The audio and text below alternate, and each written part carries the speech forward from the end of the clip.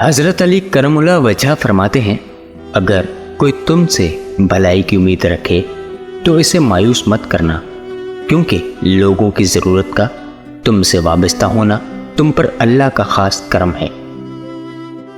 حضرت علی فرماتے ہیں، اپنے دن کا آغاز صدقہ دینے سے شروع کرو، اس دن تمہاری کوئی دعا رد نہیں کی جائے گی، اور اچھی بات بتانا بھی صدقہ ہے۔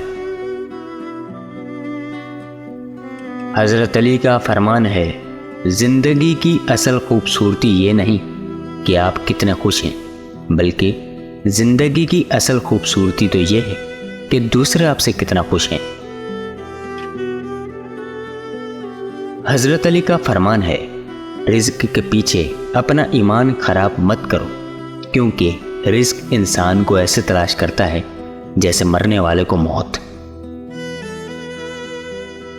فرمان حضرت علی، غلط بات پر غصہ نہ آنا شرافت کی نشانی ہے، لیکن غصے کو پی جانا مومن کی نشانی ہے۔